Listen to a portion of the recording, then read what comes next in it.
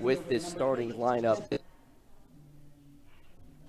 The senior for the Bruins, batting .410 this season and leads the team in stolen bases with 5. First pitch from Adams, misses away.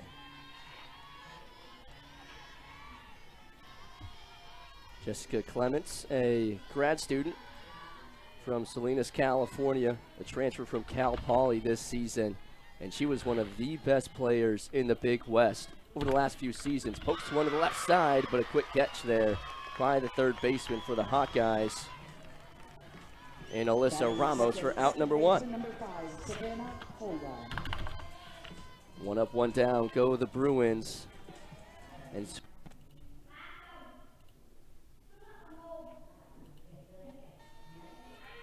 now digging in is Savannah Pola, one of the best players, not just for UCLA this season, but in the entire nation. Leads the team in average, hitting .455, has 12 doubles, 2 triples, 4 home runs, and 27 RBIs on the season.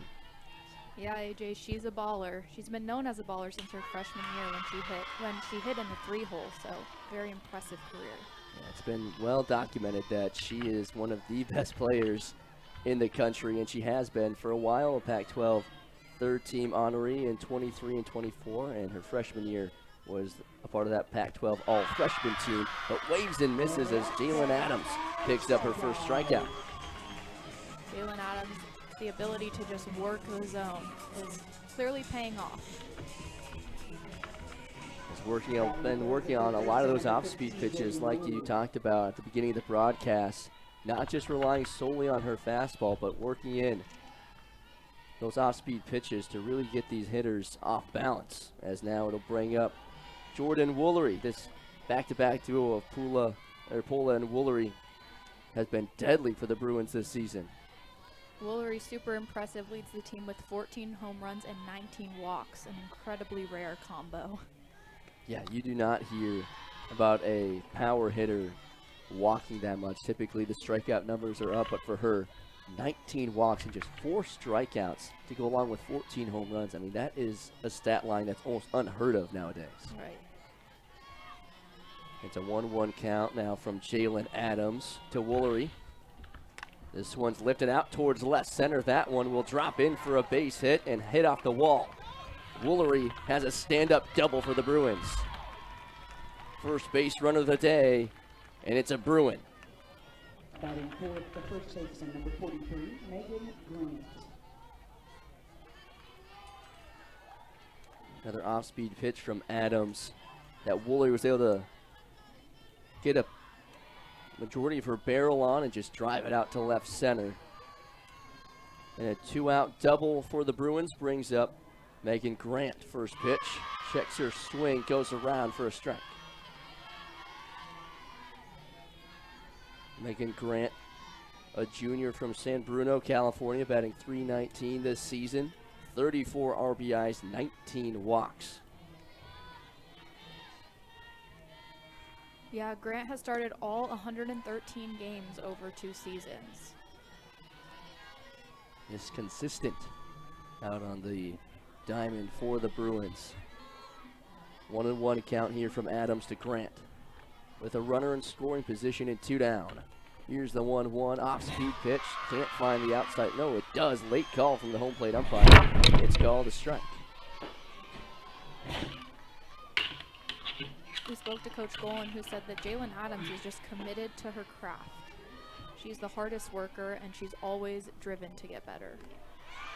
This is away 2-2, and that hard work has been paying off this season. A 1.43 ERA, 66 strikeouts, to just 27 walks on the year for the pitcher. Here's the 2-2.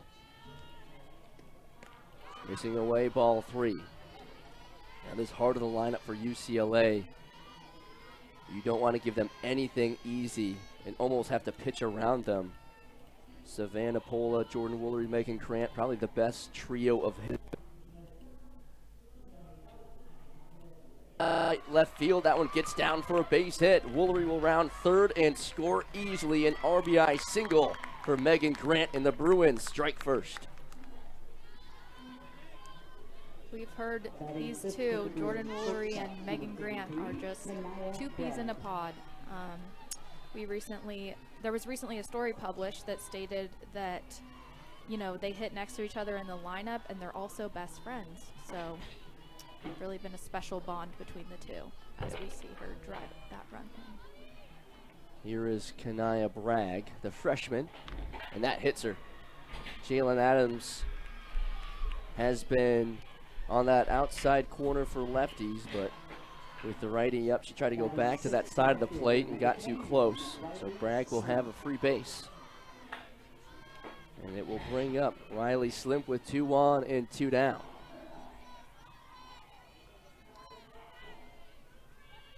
Well, she hasn't hit too many batters this season. 9th of the year. And now that puts 2 on for Slimp, another freshman. And this Bruin team not used to playing this many freshmen in a starting lineup, but with such a big class last year, they needed a really strong freshman class, and they got one. Misses outside.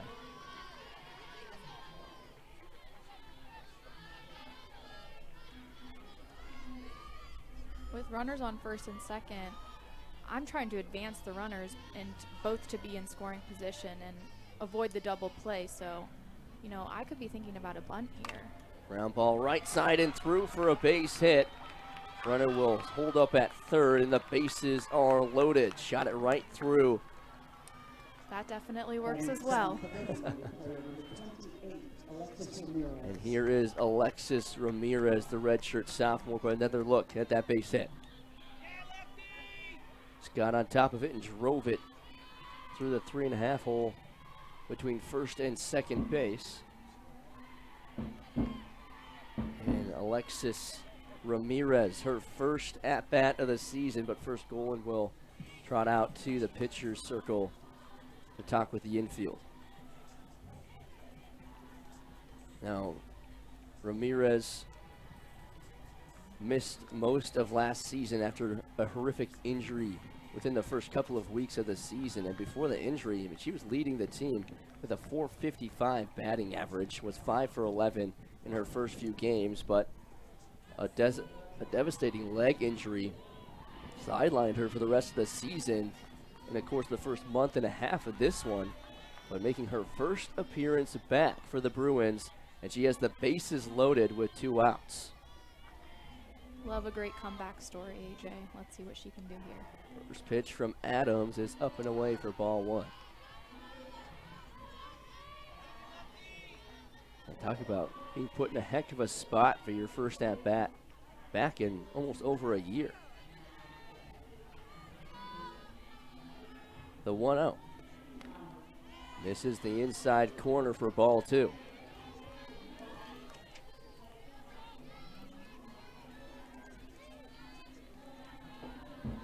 A little bit of wind picking up, going out towards center field.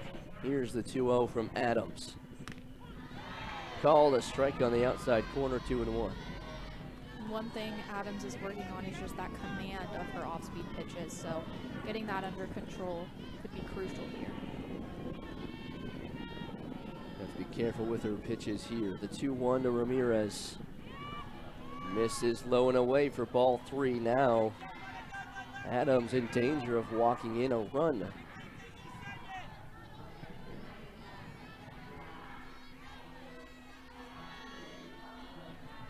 Here's the 3-1. Taking all the way, it's low for ball 4, and Ramirez in her first at-bat back picks up an RBI on a 5-pitch walk. And you can see the excitement down there from the first base coach. Let the moment get too big, and again with that injury, Ramirez is going to get pinch ran for, and yes. Now bring up Sophia Mujica, another freshman from San Diego, California. Competed for Team USA over the summer in the WBSC U18 World Cup. First pitch to the freshman. Called a strike. 4 home runs, 29 RBIs. You can tell that this player is just, she, as well as hitting for contact, she has that power that backs her swing. The 0-1. This one's fouled off the helmet of Rivera.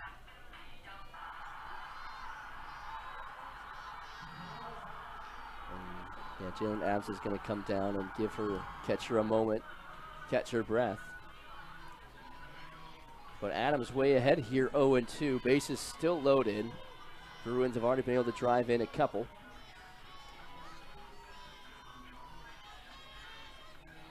Here's the 0-2 from Jalen. Swing and a miss. Adams picks up a strikeout for out number 3, but not the infield with Mujica behind the dish. And one of the best pitchers in the country in Taylor Tinsley in the circle. First pitch to Jenna Young is called a strike. Batting .338 this season, 13 RBIs, 1 home run, to go along with 13 walks. And leads the team with 6 doubles. Young led the way this past weekend at their Indiana series with a home run, a triple, 4 runs, 4 hits, and 3 RBIs in that series. Here's the 1-1, pulls it foul. Jenna Young has been a staple at the top of this order the last couple of seasons for the Hawkeyes. And trying to get something started here after the Bruins had a quick start. That's a tough task here with Taylor Tinsley. Did she go around? Yes, she did, says the third base umpire, Whitney Fulvin. So a quick strikeout for Taylor Tinsley to start off the day. That will bring up Tori Bennett.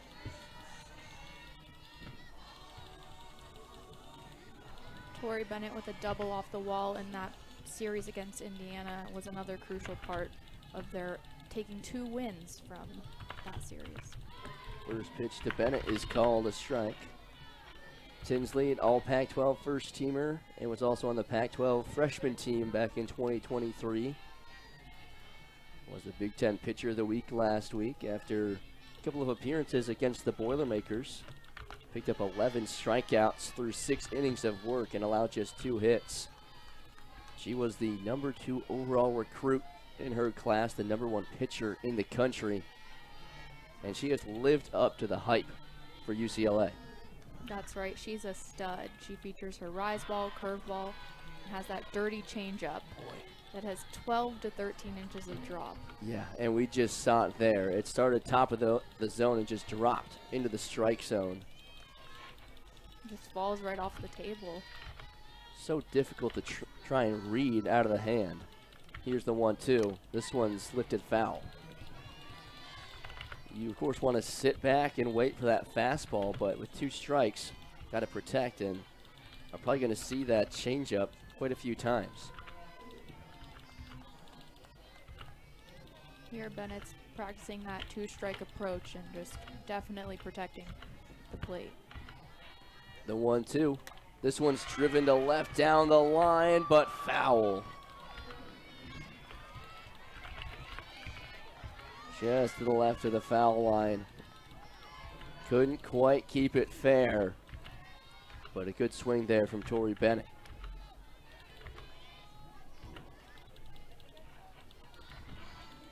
We'll try again here, 1-2.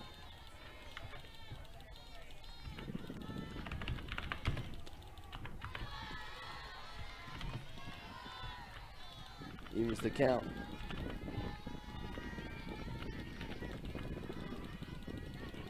She'll ask for a new ball. Didn't like the feel of that one. Tori Bennett also played basketball, volleyball, a variety of sports in high school, and was also a student council member. So got a multiple sport athlete here. This one's driven up the middle and off the glove of the pitcher. She'll fire to first in time as Taylor Tinsley able to knock it down and stay cool, calm, and collected for the out. Shortstop number 11, Susan Berry. Good swing from Bennett. Able to send it literally right back to where it came from. A nice job by Tinsley to knock it down, pick it up, and throw it over to first. Now brings up Sujin Berry, the sophomore for the Hawkeyes. Batting .235. Excuse me, batting .351 this season. 6 doubles, 5 home runs, 15 RBIs for the starting shortstop. And that 5th home run was recorded in that last weekend series against Indiana with a 3-run homer. So definitely very impactful on this Iowa squad. Really made a name for herself last year, even as a freshman in the starting lineup.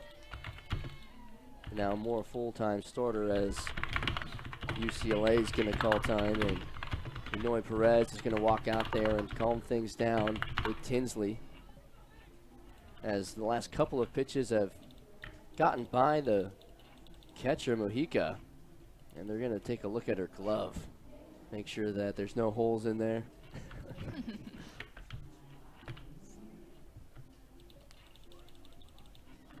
And they're going to break up the huddle.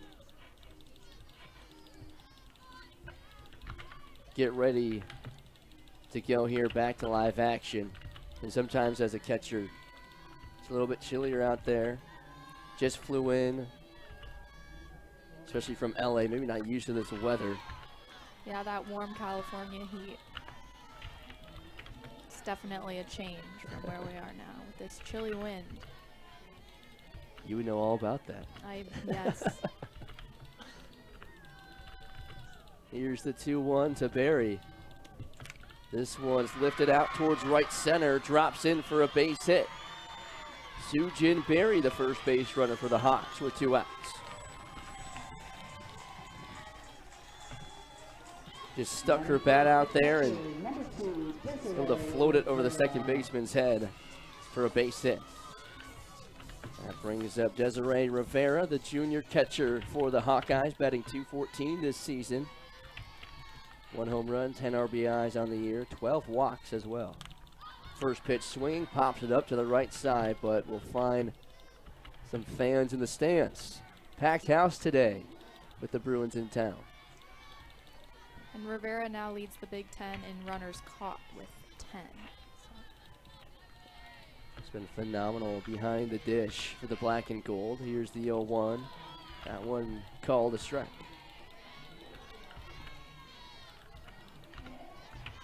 This umpire kind of has a big wind up to his strike call. He takes a moment, takes a couple of moments before calling the strike.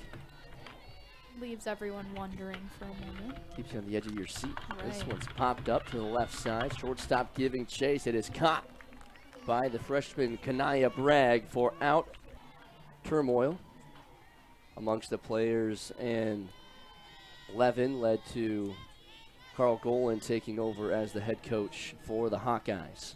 And he's off to a great start on a 4-game winning streak.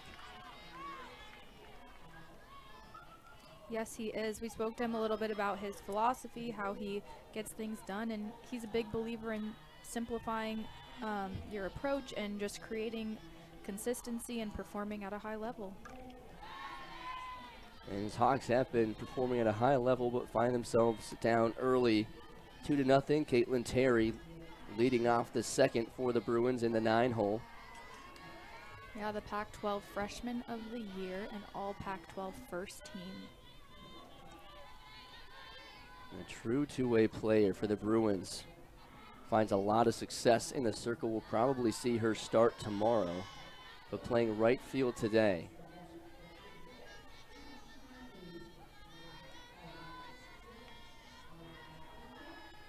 Even count here, 2-2. Adams kicks and fires. That one's fouled off.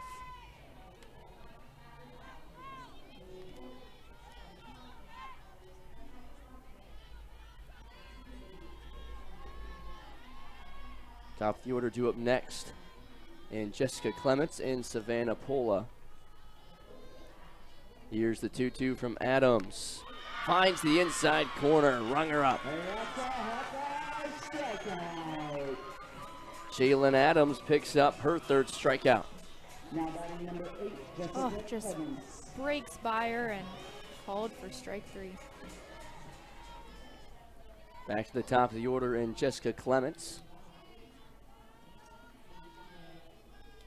Big gap out in right center with Bennett shading more towards left center. Corners come in, and that one just misses.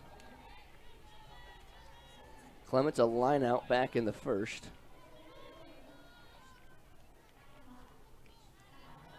Clemens graduated from Cal Poly as the leading program history with that batting average .411, 4th all-time in stolen bases and 9th in hits, so really made an impact at her previous school and is continuing that impact here on the Bruins.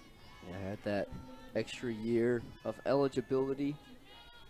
Decided to hit the transfer portal and come to UCLA and enter their master's program for coaching, something that Coach Kelly Anoy Perez really prides his Bruins team in having, is that program for players to come in and learn a little bit about coaching as well. It's really the first time that they've had a transfer come in and play and also be in that program, but a lot of the players on this team going through that program as grad students and learning to become future faces of franchises in the softball world.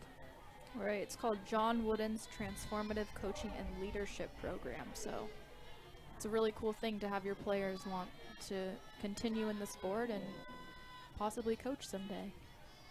Here's the 2-2. Called strike 3. Back-to-back strikeouts for Jalen Adams. Now batting number 5, Savannah Pola. You just see right down the middle, called for strike 3. And you've talked about it already a few times. She's been working her off-speed pitches in a lot more, but that time sped her up. And the fastball buckles the knees of Clements, brings up Savannah Pola, fouls the first pitch back. Struck out back in the first.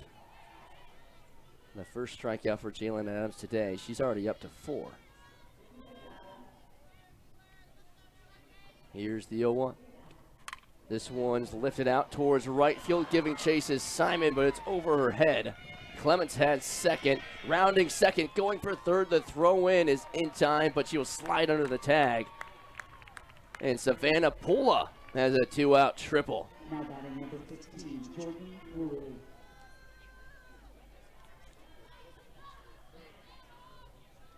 She just gets it right as Iowa had shifted.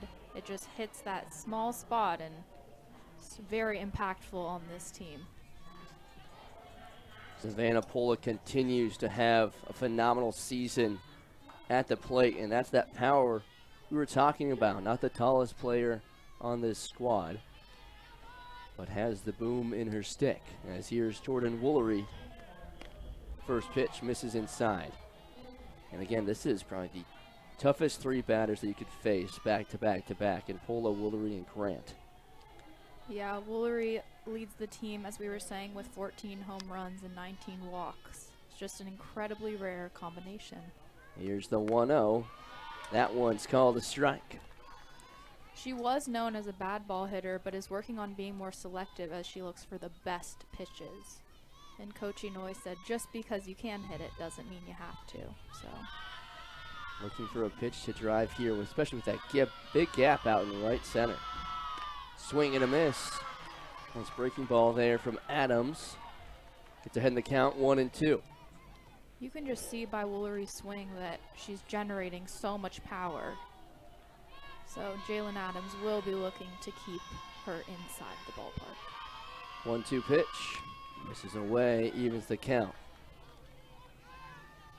Definitely need to be placing your pitches against a hitter like Woolery. The wind has sort of died down here at Bob Pearl.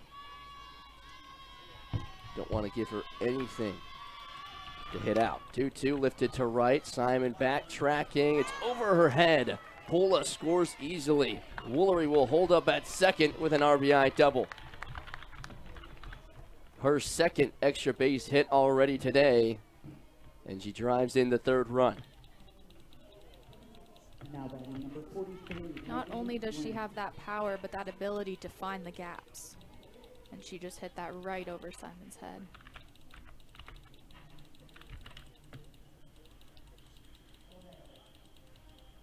That will bring up now Kanaya Bragg. And we're going to take a look as Simon looks like she's in a bit of pain after trying to run down that double from Woolery. And it looks like they're going to make a substitution. Oh, never mind. That's just player coming in with a... Came in quickly to talk with Golan. Gets back out there in time. And it looks like Simon will be staying in the game. She's all right.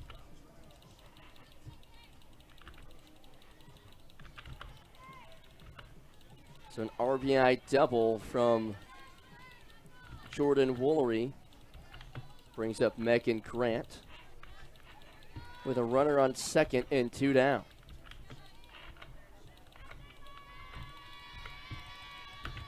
First pitch. Off speed, misses low. And Grant and Woolery, they are best friends. They also bat next to each other in the lineup. Sometimes it's said that pitchers walk Woolery to get to Grant, which definitely makes her frustrated. It typically makes them pay. If you look at her numbers. Right. 11 doubles, 4 triples, 11 home runs, 5 doubles on the season for Grant.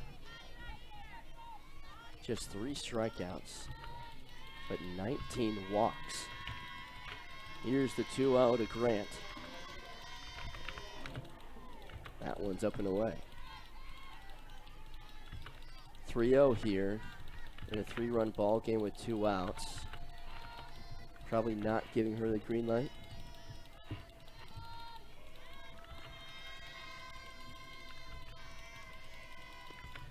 Takes all the way. It's called a strike on the outside corner.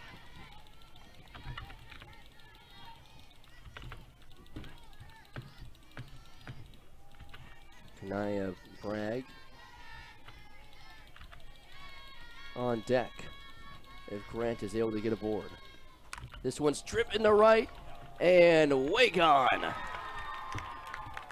Megan Grant gets out of here in a hurry with a 2-run shot over the right field fence. And the Bruins take a 5-0 lead. There's that power we've been talking about as she just launches one out of here. You can just see she just pulls that ball and it's just over Devin Simon's head. A no-doubter off the bat. And Megan Grant picks up another home run. Her 12th of the season. Brings up Kanaya Bragg with nobody on and 2 down. Off speed, called a strike. You could just see that pitch just drop off by Jalen Adams. We said this is going to be the hardest trio to pitch to in the nation. Paula, Woolery, and Grant, all 3 get on and all 3 score. Here's the 0-1, fouls it off.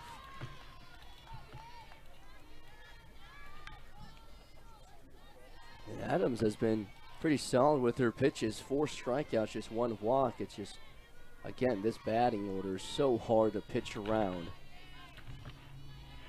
If you're able to get 1 out, you're still a long ways away from getting out of the inning. That one's up and away. Right, and Jalen Adams' ability to just be calm, and just stay calm in the midst of all this happening around her, and the team plays hard behind her. Right, like she sets this precedent that, you know, we'll get out of this inning, and I think it's really rings true. Looper to Jenna Young makes the catch for out number 3, but not before. Megan Grant drives one over the right field fence for a 2-run home run to extend the Bruin lead to 5 as we head to the horses down the right field line to find room with one of the best teams in the country in town, and the UCLA Bruins. They lead by 5. First pitch to Ramos, misses high. And the Bruins have been putting on a show. 2 runs in the first, 3 in the second, powered by a Megan Grant 2-run home run. Here's the 1-0 to Ramos. And Ramos really impactful this past weekend at Indiana. She went 2 for 3 with a home run and 4 RBIs in that second game. And her home run was a 3-run homer, which ultimately helped the team secure 2 wins. Yeah, she's been a big piece that's been plugged into this lineup as a freshman. Has started all 26 games that she's appeared in. Has a .271 average. When batting the leadoff spot, batting .294. Here's the 2-1, misses high. Now Tinsley's been missing high when she does miss. Now we know that she has some pretty nasty vertical drop to her pitches, but most of her fastballs have missed high, but she doesn't miss there. A big swing and a miss from Ramos. Makes it a full count. Yeah, Tinsley featuring her rise ball, curveball, and that dirty changeup with what's said to be 12 to 13 inches of drop. So let's see if she can utilize that here. This one's popped up to the right side. It'll get out of play, and a souvenir for a young fan. Yeah, wouldn't be surprised here. Gotta be careful with where you put it with Ramos, but wouldn't be surprised to see a breaking ball low in the zone. Here's the full count. This one's driven to left, but out of play. As that ball was hit foul, you see young fans running to find it for a souvenir, as you said. And that's the best part about these packed crowds. Young fans coming out to cheer on the hometown Hawks. Here's the 3-2. That one skips in for ball 4. Good at bat from Alyssa Ramos. Able to foul off a couple of pitches and get on base. That's one thing Carl Golan talked about, is just controlling the count, making sure it doesn't get out of hand. So she does a great job. Brings up Talia Tretton, another freshman for the Hawkeyes, batting .250 this season. 3 doubles, a triple, and a home run to go along with 11 RBIs. First pitch from Tinsley is called a strike.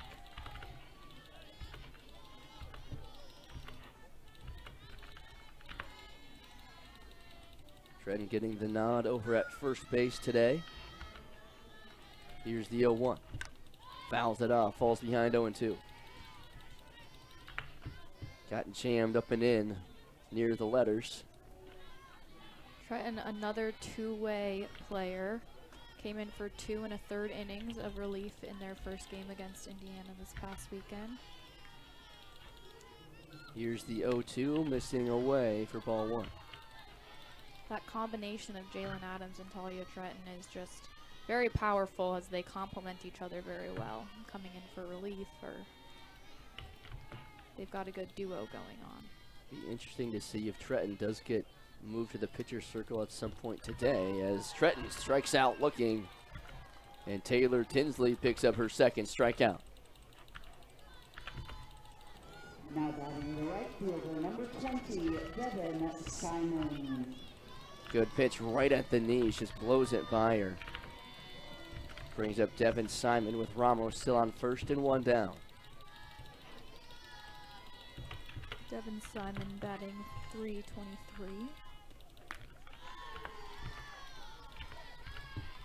62 at-bats, 14 runs, and 20 hits. He's ahead 1-0 here.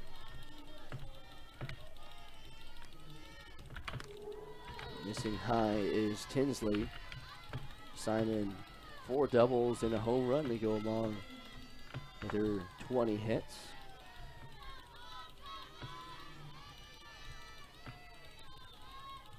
Looking to try to push Ramos into scoring position as she fouls this one straight back onto the practice fields behind us. Trying to advance the runner here into scoring position is essential, as the Hawkeyes are attempting to get on the board here. Here's the 2-1 from Tinsley. Missing inside for ball 3. Still trying to attack that inside corner with her fastball. Probably looking to go outside here after working in the last couple of pitches on Simon. Here's the 3-1. Swing and a miss. Full count now as a big swing from Simon comes up with nothing. With this full count, it's really important to just simplify the approach at the plate. And Carl Golan was talking about managing the strike zone and how the team has been working pretty heavily on that. The 3-2, another off speed, rung her up. Devin Simon thought it was ball 4, but Taylor Tinsley drops in a strike with that changeup. Now batting for the Hawkeyes, the designated You want to talk player about number vertical 53, drop, take a look at this Matt pitch. Yellow. Just falls right off the table there and called for strike 3. As a echo, Mattiello now digs in. And Mujica almost missed the pitch as her glove was high and last second had to drop it to even make the catch on Tinsley's pitch. 0-1 to Mattiello, another off speed misses inside. And Mattiello is coming in today with only 4 at-bats on the season. Looking to make an impact here. 1 for 4 this season with 3 runs. Called a strike 1 and 2. Played quite a bit more last season, but so far early has been coming in off the bench. Getting the start here on and Alexis Ramos. She's Alyssa Ramos, but she was stranded at first base as Tinsley picked up a couple of extra strikeouts. She's up to 4 today. Jalen Adams, 4 strikeouts through 2 innings of work, with the 6 hits and 5 runs from this UCLA batting order, especially at the top. But here's Riley Slimp. Base hit back in the first. Slimp, at 5'11", she was a sprinter and a high jumper in high school, so she's noted as a smooth athlete. She's got this tall build, and she's very patient with the ball, which is something that has been highlighted. 15 walks this season, just 4 strikeouts, has 4 doubles and a couple of home runs as well. Here's the 2-0. Just, nope, does get called on the outside corner. That umpire keeps getting me. Leaves us in anticipation for a moment. Bradley Newton behind the dish, calling balls and strikes. Here's the 2-1. Ground ball to the left side. Barry picks it up, fires to first in time to get the speedy Slimp.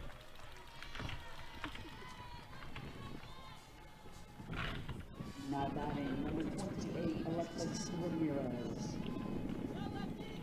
Brings up Alexis Ramirez. Made her first at-bat of the season in over a year after that injury early last season. Worked a walk, drove in a run, and Adams misses inside for ball 1.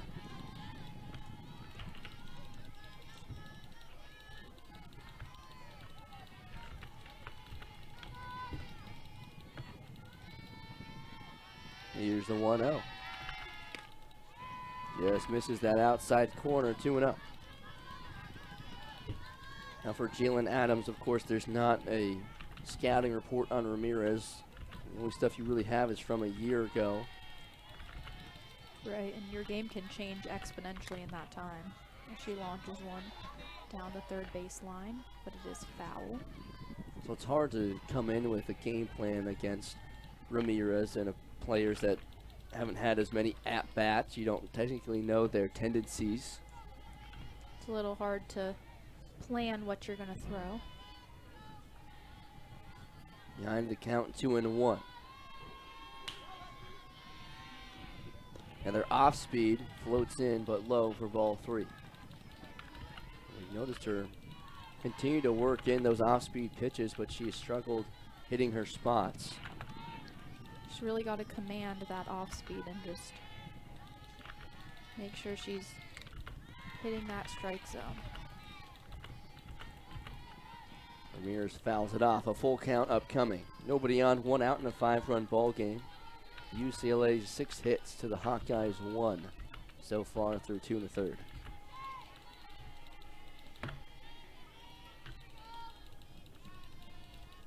The 3-2. Ground ball left side again. This time it's Ramos. Picks it up, fires the first in time. Alyssa Ramos, the nice play at third.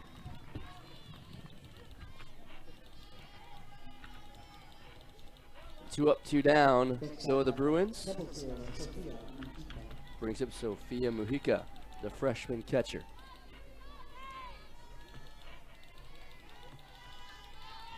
In high school, she was named the California Player of the Year as a junior. Definitely an impressive player on this team. Yeah, up and down this lineup, everyone's got crazy high school stats and awards, and many of them Pac-12 awards. In the case of Jessica Clements, was the Big West Player of the Year last year. But up and down, this is a very talented lineup as it's popped up into the air. Shallow center. Barry makes the catch for out number 3 as the Bruins last inning to strand Alyssa Ramos at first. It'll be Tatiana Roman to lead things off, the senior left fielder for the Hawkeyes, batting .262 this season. First pitch is called a strike. Roman, when leading off an inning, batting .364. Has a couple of doubles, 14 walks, and 5 ribbies on the year. She's currently leading the team in walks, which tells you she's smart, and she really knows how to read the ball. So pitch recognition is important on this team, and the number of walks can show that. A slap hitter, so the infielders are in. Here's the 0-2. Slaps it up the middle. Shortstop grabs it. Bragg fires the first in time for out number 1. Good hustle there from the freshman in Kanaya Bragg, able to throw out the speedy Roman, but flips the order back to the top with Jenna Young.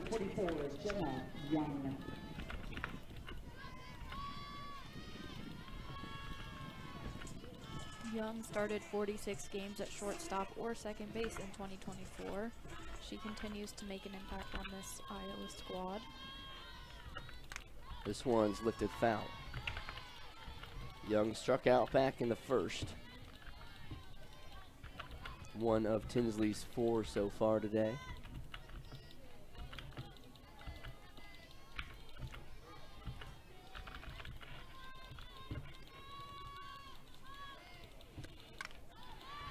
Fouls it off again, 0-2.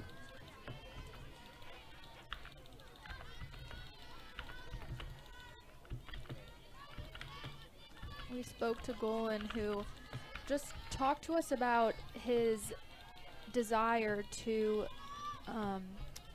present a problem with his team. So when they're facing opponents, as this ball is thrown for out number 2. Come back here to Tinsley. Able to flip it on over to first. Brings up Tori Bennett.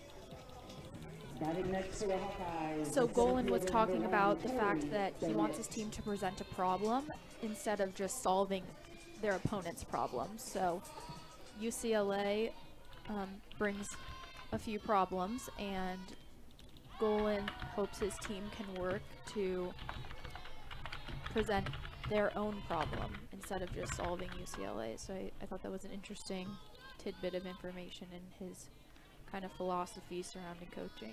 Yeah, it's really hard when you're the Hawkeyes and you're facing a team like the Bruins, as this one is lifted foul and Bennett behind 0-2. It's tough to try and cover all your bases and try to match the Bruins at everything, and his philosophy, like you said, is more to be really good at one thing, get really good at one thing and lean on that. And if the Hawkeyes can do that, Coach Golan said, let the chips fall the way they are supposed to. Right, as each of these Hawkeye players brings a little something different to the table, so they definitely have a well-rounded crew. It's all about controlling the controllables. The 1-2 driven to left, going back is Slimp, and she'll make the catch for out number 3. Run from Jordan Woolery back in the second, but a scoreless third. Still has a 5-run game as we hit the bottom of the order, and Caitlin Terry 0 for 1 today. A strikeout back in the second, one of her 4. Now, if you're Jalen Adams, of course, you're frustrated with the 5 runs on the scoreboard, but what's your mindset as you get ready to face this order for the 3rd time? Yeah, I think it's that control that Coach Golan has talked about as that ball is hit foul down the 3rd baseline. I just think that Golan was talking about how, they need to control the controllables, and in this area, it's taking each batter one by one individually, not thinking about it as a sum, and just kind of letting those 5 runs go for a moment as you focus in and find that strike zone. The 1-1. Misses low, ball 2, gets by Rivera. Now when you're going batter by batter, of course, once Pola, Woolery, and Grant come up, your mindset might be a little bit different the 3rd time through. They've been hitting you pretty well. But what do you have to do differently if you're Jalen Adams to try and keep the ball in the ballpark and the Bruins off the base paths?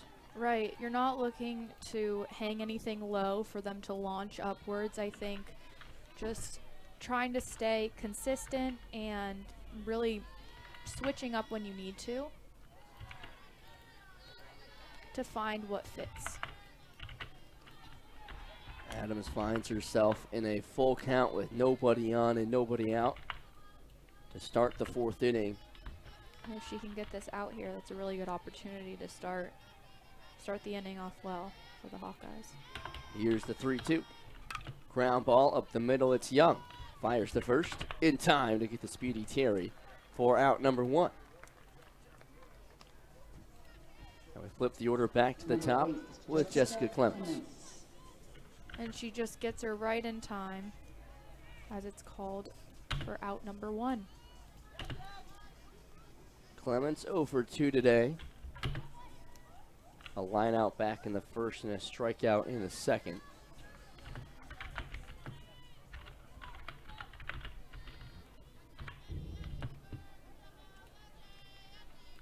Clements, the senior from Salinas, California.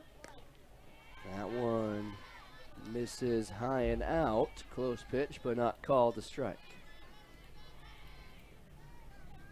You gotta kind of hold your breath with this home plate umpire. You don't really know. Take a couple of beats and then make a call. Here's the 1-0. Another off-speed pitch. This one is called low, 2-0.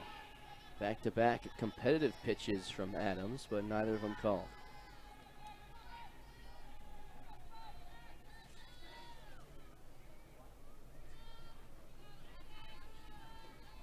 Big gap in center field for Clements. The 2-0. Misses low, ball 3. Tori Bennett basically playing left center, and Roman down the line. Simon has a lot of space out in right center to cover if it's hit her way. Right, if I'm Clements, I'm looking to pull the ball and get to those open spaces. Here's the 3-0, taking all the way, ball 4, and a 4-pitch walk for Jessica Clements. Puts a runner on for the heart of the order, starting with Savannah Pola. This trio is definitely something you got to be aware of. So Jalen Adams speaking to a few of her teammates before pitching to Pola.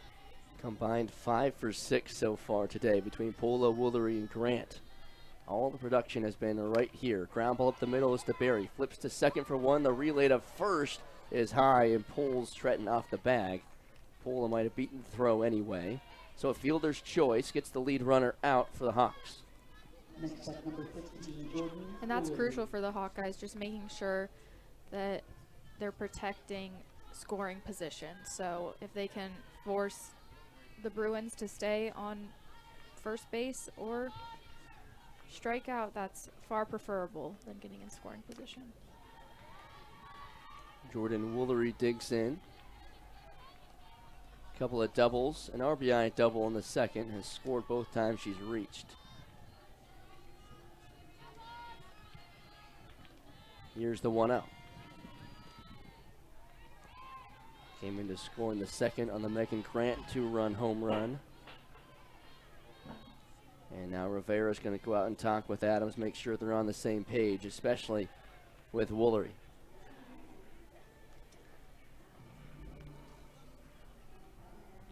Woolery this past weekend playing Purdue recorded a career high 2 home runs in one game, so she's definitely a power hitter.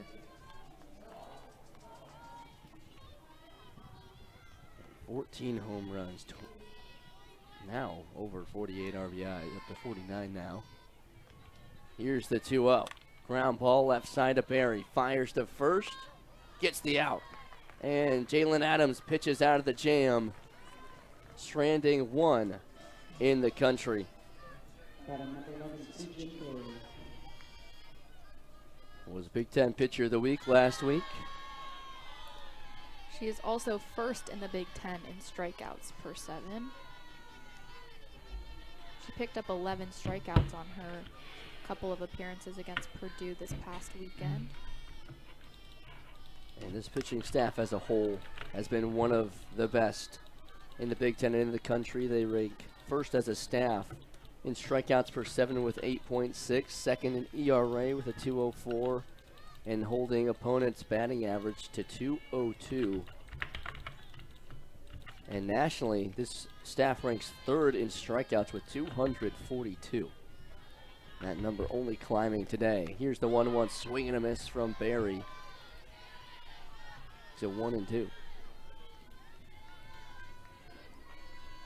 As you spoke about the turmoil that's been occurring in the Iowa coaching staff, we spoke to Golan, who said that it's very easy management and these girls take responsibility. They facilitate an environment where they know what they need to do, and despite the appearance of change from the outside, the players have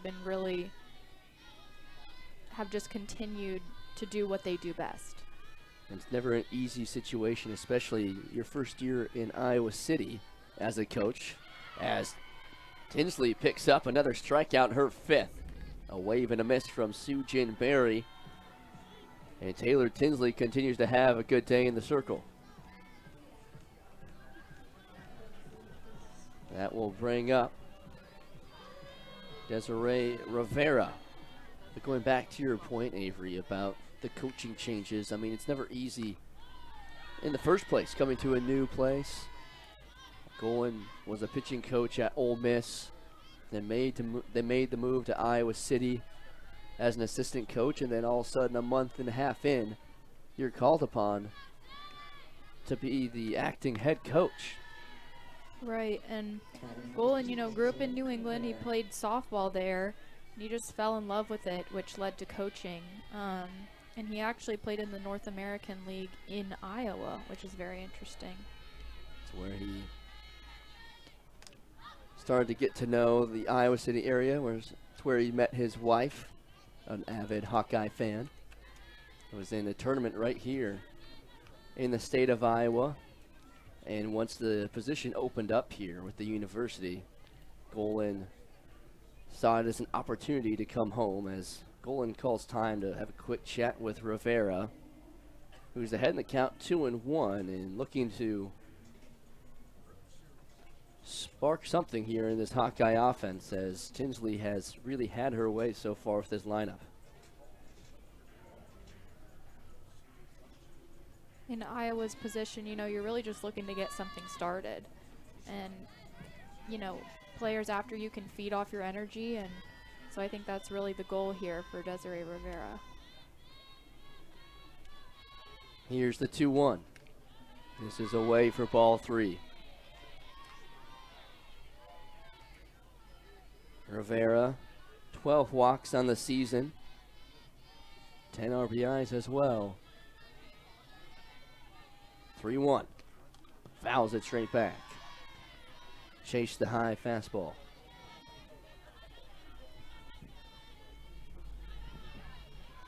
With the full count, she's battling.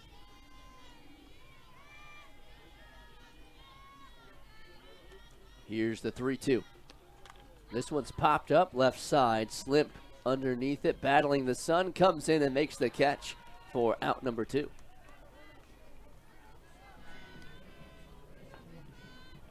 Two up, two down, go the Hawkeyes, and here is Alyssa Ramos. Got on base last inning, but was stranded there as Taylor Tinsley picked up a couple of strikeouts.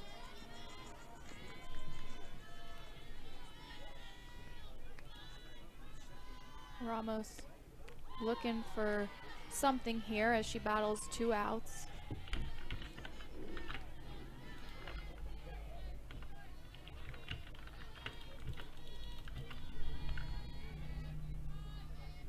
Here's the 0-1 from Tinsley. Fouled off. Quickly ahead 0-2. Watch out for that dirty changeup. She'll get you. That 12 to 13 inches of drop is definitely quite difficult to anticipate. The 0-2, and that is caught by Ramos in her back arm. Boy, she couldn't do that again even if she tried. That She'll was take first base. a magic trick. Next up for the Hawkeyes, first baseman number 7, Tanya. Yeah, I mean, Tinsley couldn't have put it in a better spot, and probably the softest hit by pitch that Ramos will ever have in her career. Just right in the cradle of her elbow, just sat there. Brings up Talia Tretton with a runner on and 2 down. Second time that Ramos has reached. This time Trenton is hoping to bring her home.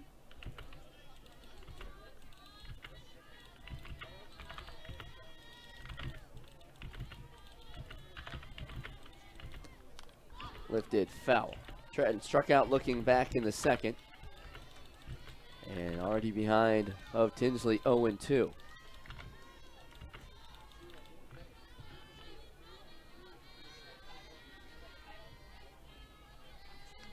Here's the 0-2. Misses way outside for a ball.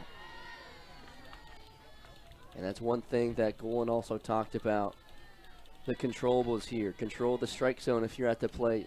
Don't swing at anything outside the zone and really work the counts. Try and hit Tinsley out of the circle as this one's lined foul.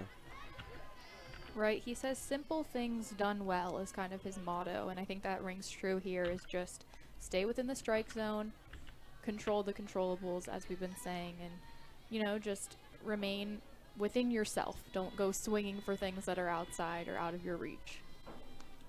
The 1-2 from Tinsley's fouled straight back. And putting together good at-bats is part of that philosophy. Right. As Tretton is putting together one here. Battling is very important, especially with 2 strikes. That 2-strike approach is just protecting the plate. The 1-2 on its way from Tinsley. Off-speed swing and a miss. Down goes Tretton. And the 6th strikeout for Taylor Tinsley on the day keeps the Hawkeyes strikeouts. Allowed 2 walks, 6 hits, and 5 runs. Here is Megan Grant. Had a 2-run home run back in the second and an RBI single in the first, putting together a nice day at the plate. The third of that threatening trio of Savannah Pola, Jordan Woolery, and third Megan Grant. Well, it's always a good inning if you're a pitcher and you don't have to face all 3 of them in a row. Right, that separation of the trio is great for Jalen Adams. This one's fouled straight back. Adams was able to get out of a sticky situation in the 4th inning with a couple of runners on the base paths. Produced a couple of ground outs and finds herself ahead of Grant 0-2.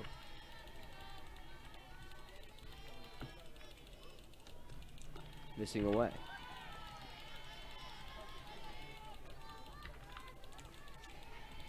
Hawkeyes continuing to have that defensive shift towards the left center gap with Tori Bennett. Leaving a big gap out in right center. Here's the 1-2 lifted out towards right center, giving chases Bennett in front of the wall, and it's off the scoreboard. Megan Grant, her 2nd home run of the day, and they extend the Bruin lead to 6.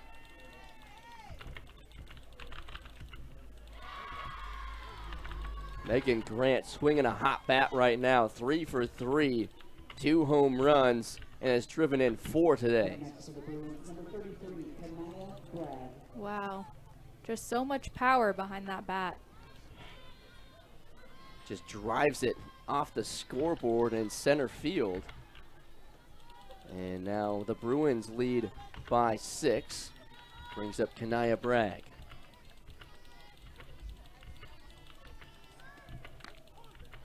Called a strike. Bragg named the Big Ten Freshman of the Week of March 3rd.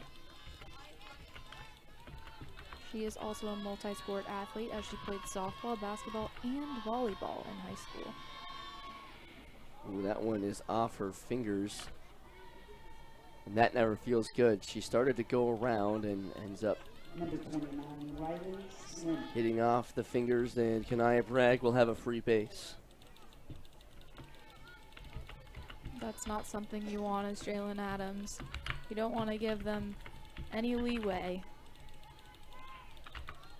as they are a powerful force, the Bruins. Brings up Riley Slimp. Does not slow down here in the 6-hole, as Slimp batting .438 this season. Has a single today already. This one's lifted down the left field line, but into the batting cages down the line.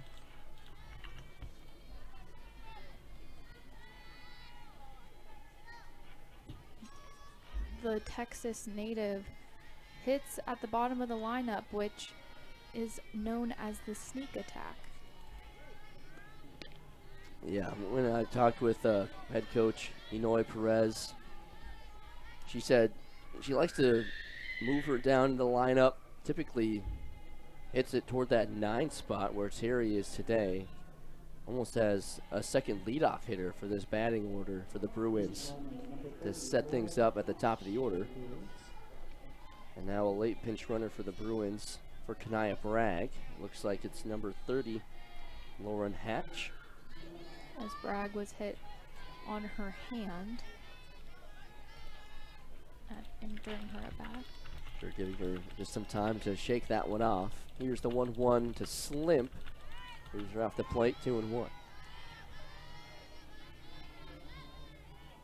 It's been a shift in mentality the last couple of seasons in softball, is moving one of your better hitters, especially contact-wise, to the bottom of the lineup. Get more base runners for the top of the lineup, as this one is up and in on Slimp for a 3-1. Right, and that idea of a sneak attack is very appealing as coaches, want to get completion, so want to get the batter from around the bases, essentially, all the way home. Foul tips it off the glove of Rivera. Hatch was on the move. You have to have runners on base to get people home, so if putting someone at the end of the lineup, a power hitter, works for you, then it's a great strategy. The 3-2 from Adams, grounded right side. Bobbled by the first baseman, and nobody was covering first. And Talia Tretton is going to get hit with an E3, and now 2 runners on for Alexis Ramirez. And not what you want behind you if you're Jalen Adams. This lineup is already difficult as it is, but now an error at first puts 2 runners on, and still nobody out. First pitch, called a strike on the inside corner. Ramirez looking to make something happen here.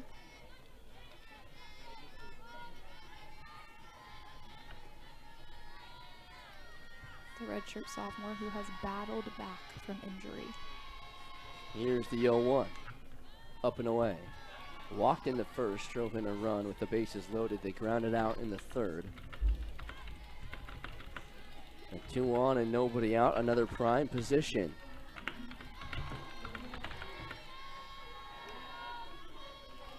The 1-1. Tapper right side. Adams comes out of the circle, attempts the tag, and she did not get her. So an infield single for Alexis Ramirez. Loads him up. the right idea from Jalen Adams, looking to try and double off the Bruins, but didn't end up tagging Ramirez as she went by. As she reached out for her, it just wasn't quite enough to make contact. So another pinch runner for the Bruins, as Ramirez, as we said at the top of the broadcast, won't be running for herself. It will be 56 Liesel Osteen, sophomore outfielder for the Bruins. And a prime position for the Bruins, bases loaded, nobody out. Here is Sophia Mujica, the freshman catcher, batting .298 in this season with the bases loaded, hitting .400. First pitch, misses away. This is one of those opportunities that the Bruins really can capitalize on. So swinging for the fences or even bunting, just, I mean, not that you want the force out, but just wanting people to come home. Putting the ball in play will cause havoc on the base paths. Anything in the air at least scores Hatch. Right, no outs and bases loaded is a good position to be in, so really capitalizing off of that is going to be important for the Bruins. 1-1. This one's driven out towards left, giving chases Roman in front of the wall. She'll make the catch for the out. Hatch tags up, and she will score. Osteen dives into third, and everybody advances. And the Bruins tack on another as Sophia Mujica picks up a sacrifice fly and an RBI. 7-0. Now second and third and one out. Brings up Caitlin Terry. And again, not swing for the fences, not trying to do too much. Just put it in the air somewhere and let the defense go to work and your base runners run freely.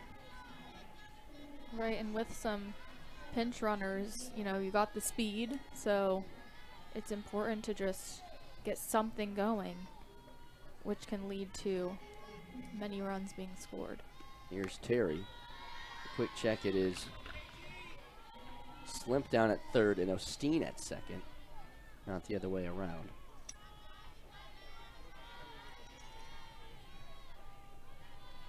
One count on Terry.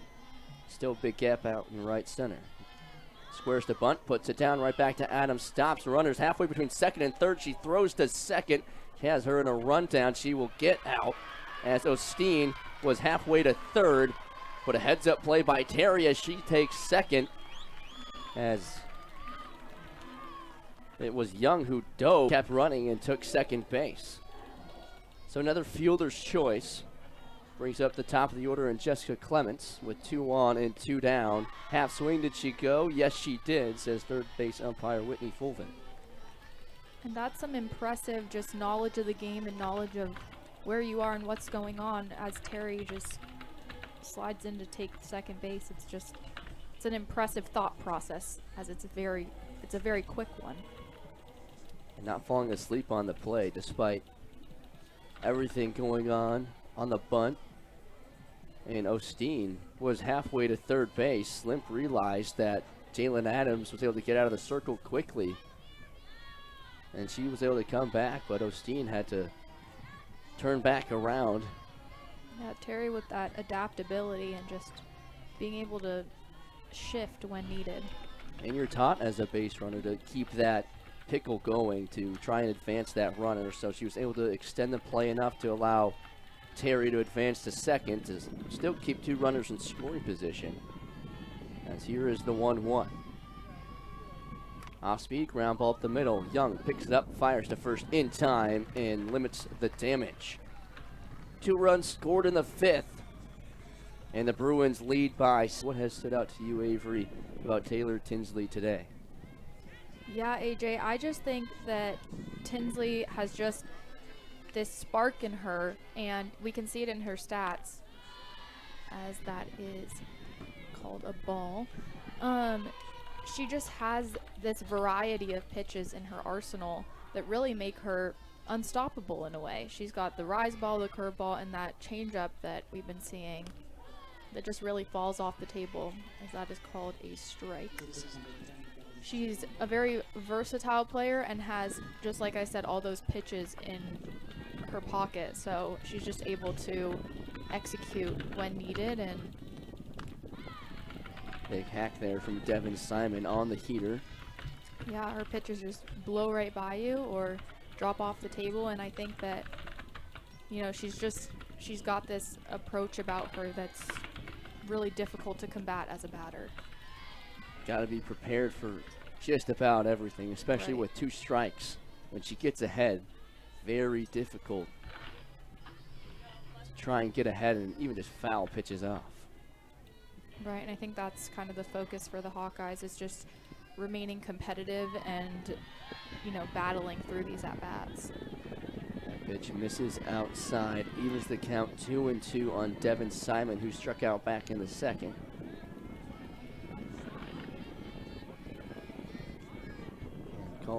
Time called from Tinsley as she looks into the dugout to get the signal back. Again, most of the times in college, it's the pitching coaches on the bench that are relaying the pitches, as this one is driven out towards right center, and it'll one hop off the wall, and Devin Simon has a leadoff double for the Hawkeyes. That's the type of energy the Hawkeyes are looking for. Just getting stuff going and then being able to complete. Batting next to the Hawkeyes, number 33. And that is a spark for this Hawkeye offense that has struggled to get base runners. You just see her place that so nicely and just get that double. Just great way to start off the inning. Brings up Echo Mattiello with a runner in scoring position and nobody out. That runner in scoring position, Simon, is just a great opportunity for the Hawkeyes. As like you said, AJ, have struggled to. Just the third base runner allowed for Taylor Tinsley, as Mattiello behind 0-2 early. Again, Tinsley very difficult with 2 strikes. This one's fouled off, but the Hawkeyes today, despite the stuff that Tinsley has been able to show off here today in the circle, the Hawkeyes have been hanging in there tough in these deep counts. Right, and I think as Golan said, you want to try to amplify the things you are good at, so having these competitive at-bats, as Mattiello hits one through the gap. And that's yellow. A base hit up the middle, and now runners on the corners for Tatiana Roman, and the Hawkeyes have something cooking here in the 5th. To the Hawkeyes, number 9, left fielder, Tatiana Roman. So back-to-back base hits, a double from Simon, and now a single from Mattiello has Hawkeyes on the corners and still nobody out. Really the first time that Tinsley has had a lot of traffic on the base paths. First pitch to Roman, fouls it straight back. And the corners are in with the slap hitter up in Roman.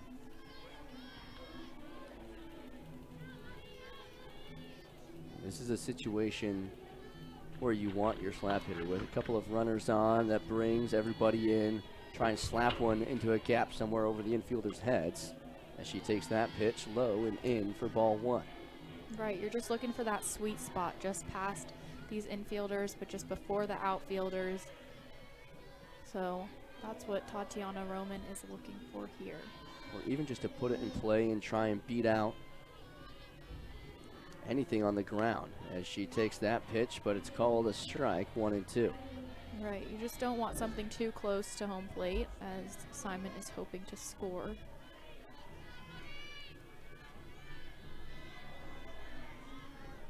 Big pitch here from Tinsley, 1-2.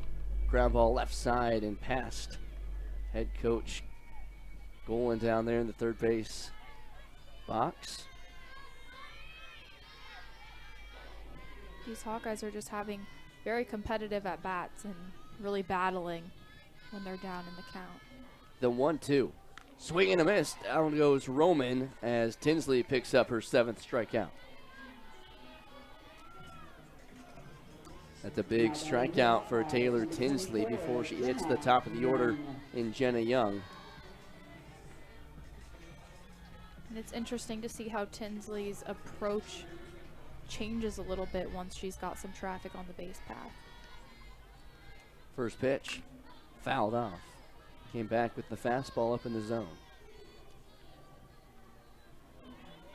Tinsley's approach seems to be to get ahead in the count and throw some heat to start out before she kind of switches things up a little bit. Young 0 for 2 today, a strikeout in the first, a ground out in the third. Second pitch just misses for ball one. Matt Tiello at first has one stolen base on the season with runners on the corners and the infield still playing in for Young. Maybe see her take off. Here's the 1-1. This one's lifted out towards left. Slimp coming in, makes the catch for out number 2. Simon tags. The play at the plate is in time. Slimp with the throw in from left field. Guns down Simon at the plate. And a double play turned by the Bruins. And that reached on a fielder's choice in the fourth, as she leads things off here in the top of the sixth. First pitch, off speed, misses away.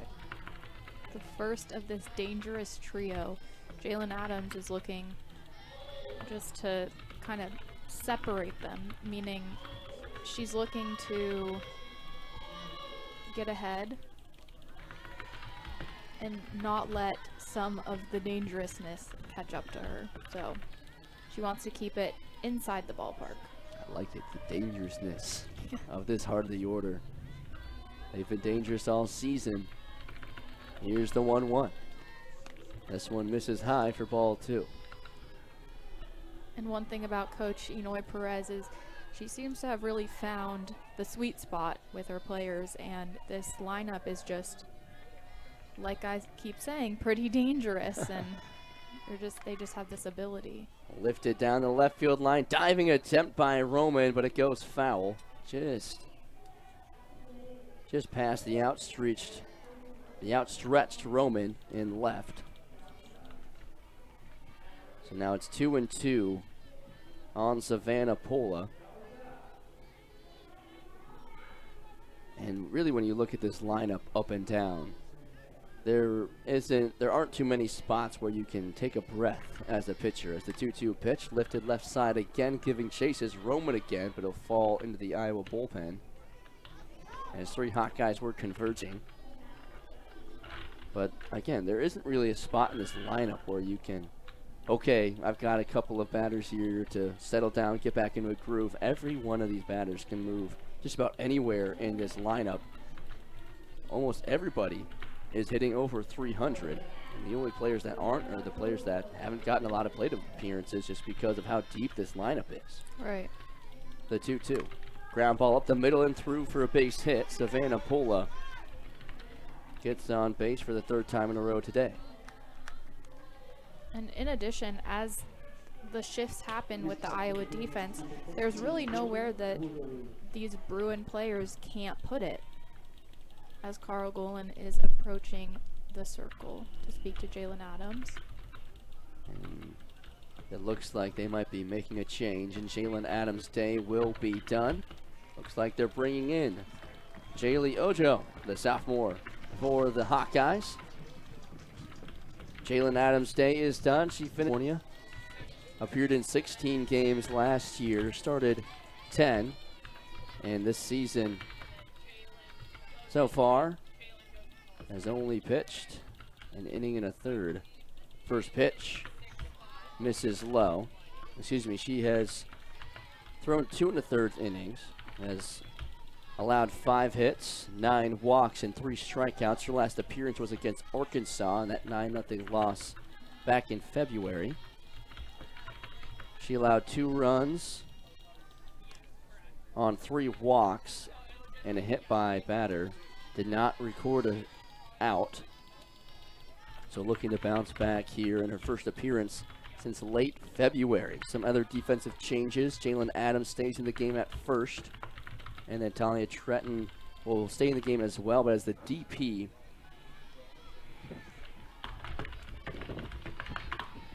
So some defensive adjustments as the new pitcher Ojo faces Jordan Woolery. 2 for 3 today, a couple of doubles. Has scored twice and driven in one back in the second as Ojo misses high.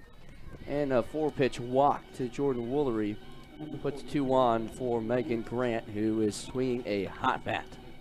This is a tough place to come in for Jaylee Ojo. Middle of that trio who we've been speaking so highly about as she faces Megan Grant here. 4 RBIs on the day, 2 home runs, and has scored all 3 times at the plate. And now she has 2 runners on and nobody out looking to do some more damage. The 1-0 to Grant. Misses low for ball 2.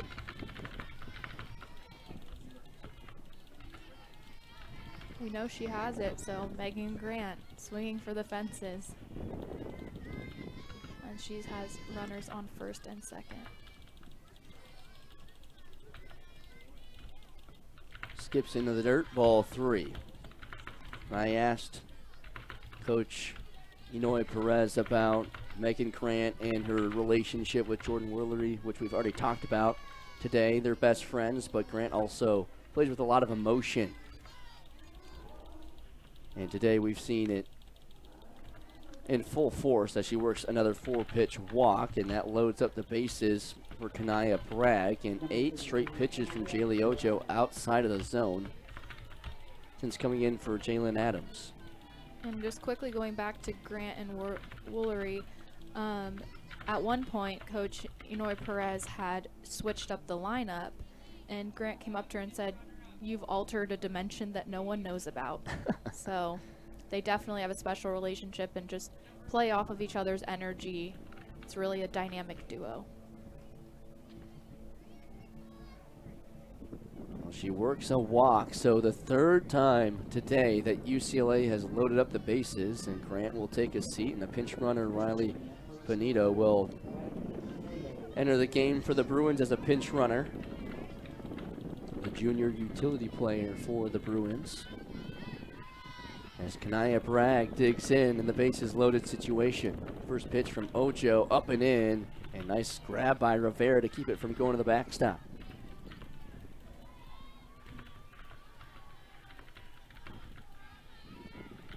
And for Ojo, it's a difficult place to come in, so just really remaining calm and searching for that strike zone is going to be important. The 1-0, missing high again for ball 2.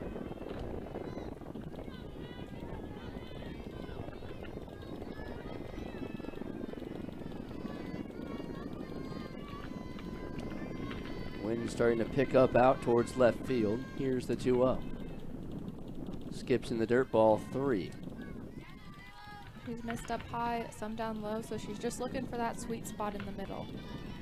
11 straight pitches outside the zone if you're Kanaya not even thinking about swinging. A 3-0. Skips into the air, and that will walk in another run. As Kanaya Bragg works another 4-pitch walks, 12 straight pitches outside the zone for Jaylee Ojo. And now Golan will come out and talk with the umpire.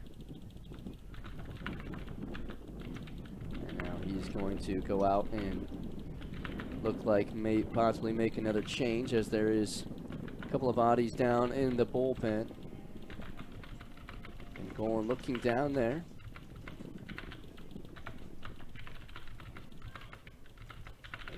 I think he's making the move. Yep. So Ojo is done. 12 pitches, 3 walks, brings in another run. UCLA takes an 8-0 lead, and another new pitcher for the Hawkeyes. Looks like it'll be the senior Haley Down. We'll introduce her when we come back. Lead by 8, but Down this season has thrown 3 1/3 innings, has allowed 10 hits, 8 runs, 7 of them earned, 3 home runs, 3 walks, and looking for her first strikeout.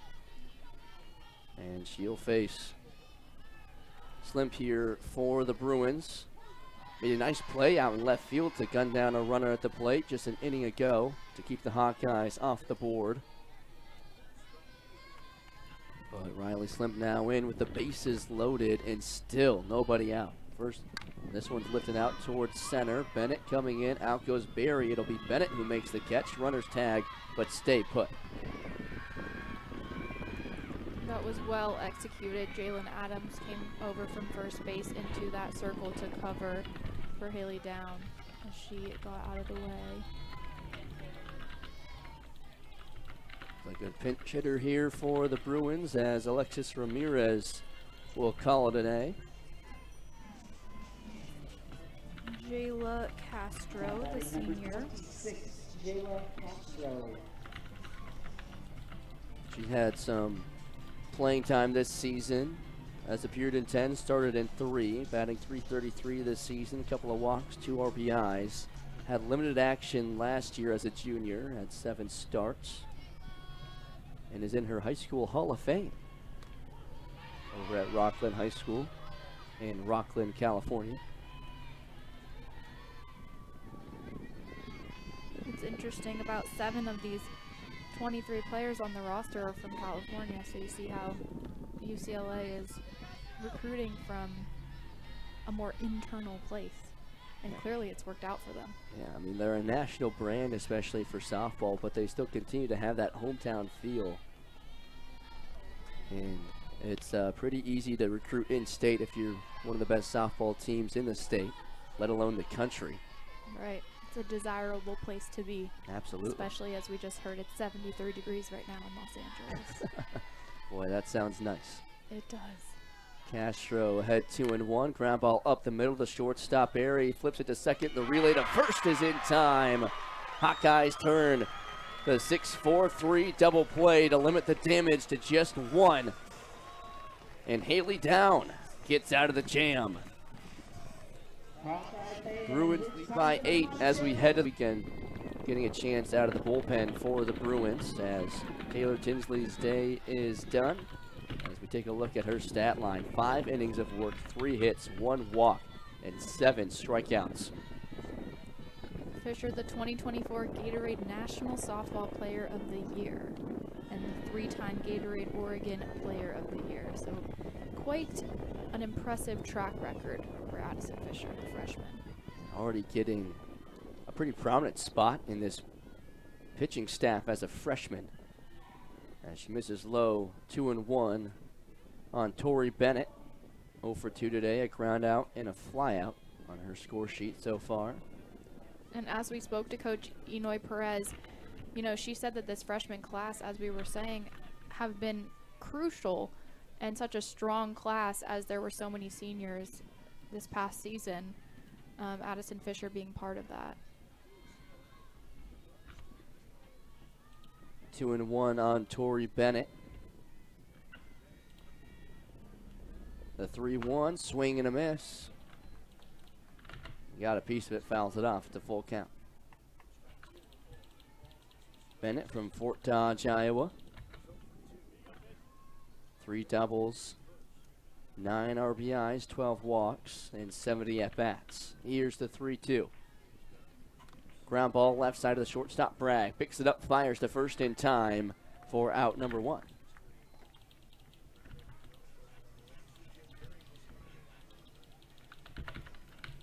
They'll bring up Sue Jin Berry, the sophomore shortstop for the Hawkeyes.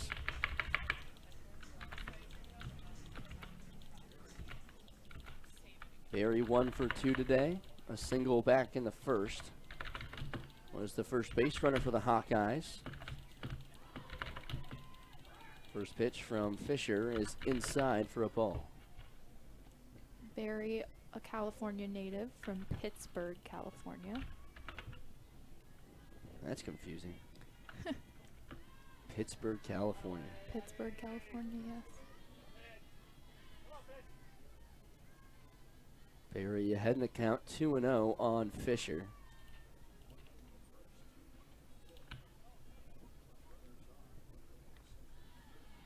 Just misses that outside corner. Good spot there from Fisher. Did not get the call. Berry 1 for 2 on the day with a single in the first inning. 3-0. Called the strike.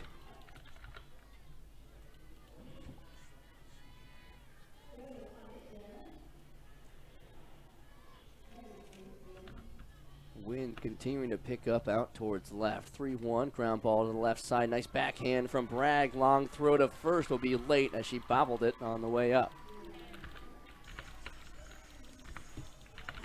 These transitions are really important as you're receiving a hit and then making the play. It's just really important that it goes smoothly, and as you can see here, it's just bobbled a little bit before thrown to first base, and that ultimately gave Berry enough time to get there. So that will bring up Desiree Rivera. Put us down as an infield single for Sujin Berry. Couple of flyouts on the scorecard for Rivera today. That one misses inside. Rivera also from California. Playing their old hometown team. Right. Up and away for ball 2.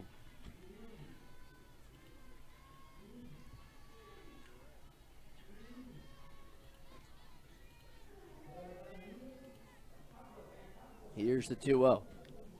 Called a strike on the inside corner. Looking around the rest of the Big Ten, plenty of action. Northwestern playing Mississippi State in Evanston. The Hoosiers hosting the Nittany Lions out in Bloomington. The Huskers and the Gophers battling as this one's lifted out towards left center and it drops in for a base hit. Desiree Rivera gets on the base paths. Back-to-back base runners for the Hawkeyes. And once again, they have something brewing here. And it brings up Alyssa Ramos. And here it is, just right in that gap, right over her head as a pinch runner comes in. Avery Jackson, the junior infielder for the Hawkeyes, will take over the running duties at first for Rivera. And now Inoue Perez comes out to talk things over with Fisher. After picking up the first out, has allowed 2 base runners.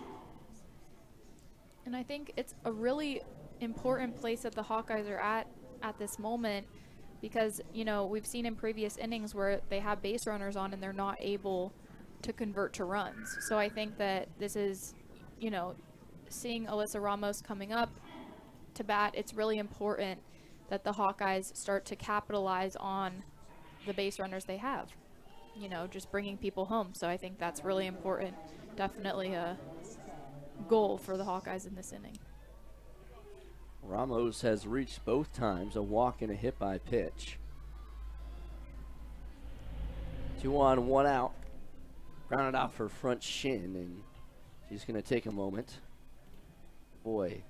That is painful. And she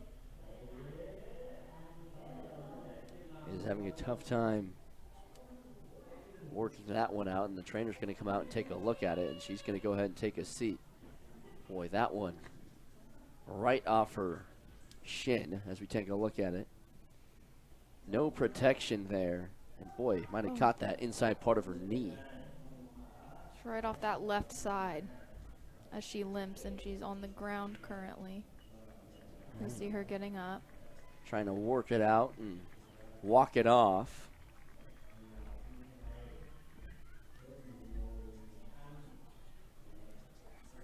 Looks like she's going to be all right and stay in the ball game. And you see a lot more players wearing protection in that area with shin guards. Ramos not wearing anything. Yeah, I think it just comes down to preference, right? There's no regulation on that, so that pitch comes in for a strike. Never feels good when you take one there, though. Boy. Definitely not. She's still kind of working it out. Here's the 0-2 from Fisher to Ramos. Takes high. Especially in a situation like this, you have a couple of base runners on. You've had a tough time leaving them on the base paths. Need a big hit here. The 1-2. Fouls it off now, her back foot. Jeez. She can't catch a break. Now she's going to take a moment to walk this one off. Not as bad as the first one. She hit off her front leg.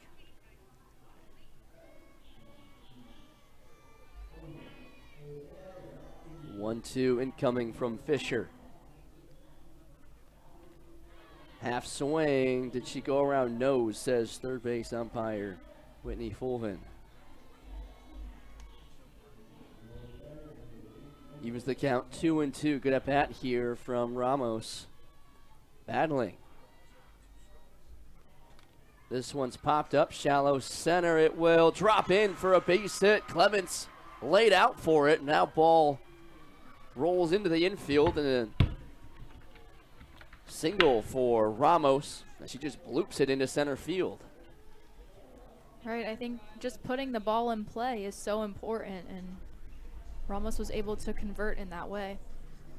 And that will load up the bases, as it will be a pinch hitter here for the Hawkeyes in Arlette Caravaca, with the bases loaded and one out.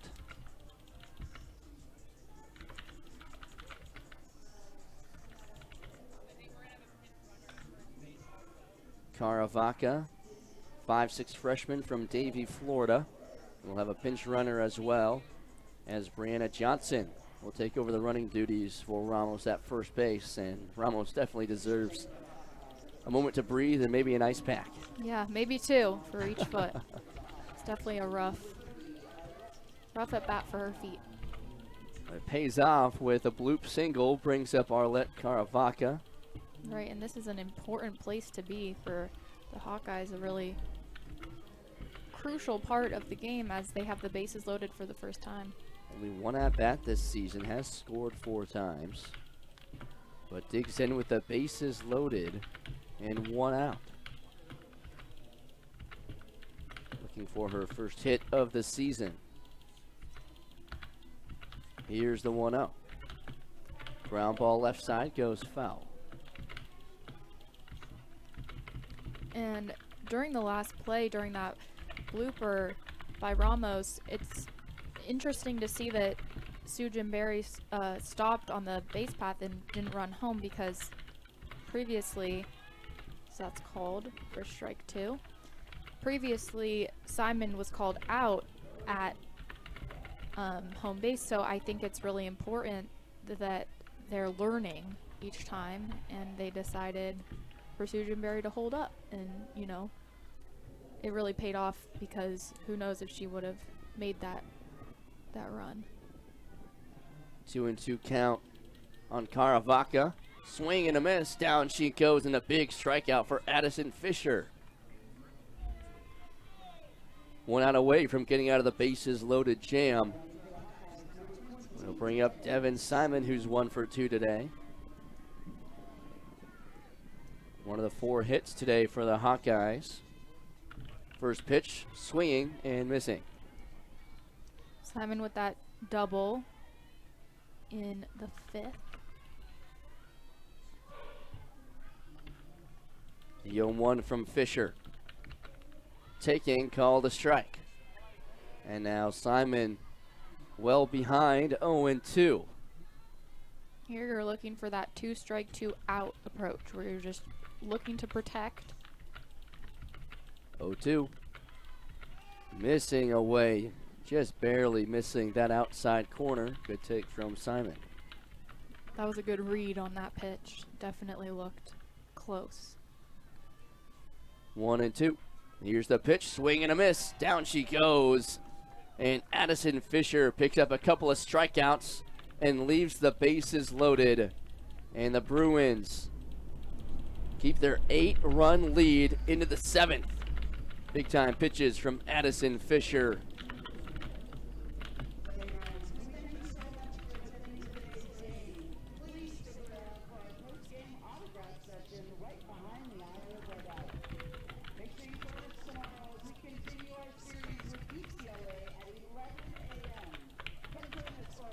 8-0 the final here from Bob Burrow Field as Addison Fisher closes it out as the Bruins run rule Iowa their 16th run rule game of the season. UCLA, their 28th win on the season, their 4th in Big Ten play. We'll be back tomorrow